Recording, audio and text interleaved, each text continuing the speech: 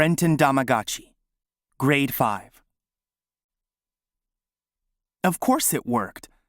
I put the system together over the summer and started using it for my homework starting in September. I really have nothing against doing homework, honestly, but it can be time-consuming. Having the machine do the homework for me allows me to pursue other interests. I want to find out more about psychology, physics, and medicine. I hope to find a cure for spinal cord injuries someday. There are only 24 hours in a day, unfortunately. The homework machine gave me more time.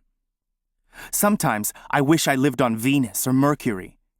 Did you know that it takes 176 Earth days for Mercury to make one rotation? And it takes 243 Earth days for Venus to make one rotation? So a day on Venus lasts 243 Earth days. How much more could one accomplish in a lifetime if each day lasted that long? On the other hand, it would suck to live on Jupiter. A day there lasts only 10 hours. You couldn't get much done in that time at all. Plus, the planet is pretty much a giant ball of gas, which would be difficult to live on. Miss Rasmussen, 5th grade teacher. Sadly, Brenton is not challenged enough at our school. We simply don't have the resources to stimulate his mind properly. He needs to be in a school for special students like himself. He should be taking high school level classes. I certainly enjoyed having him in my class, but sometimes I felt that he was bored there. I have to teach for all the kids. In October, we did a special project in which I asked the students to design a catapult. You know, those machines they used in ancient times to hurl rocks and things. I thought this would be a good assignment because they would be learning about science, history, and physics, and they'd be having fun at the same time. Well, all the kids came in with these adorable little catapults made out of popsicle sticks and plastic spoons and rubber bands. Except for Brenton. His catapult was the size of a desk. It had ropes and springs and pulleys and levers. It even had a computer chip in it to help you aim the projectile you were firing.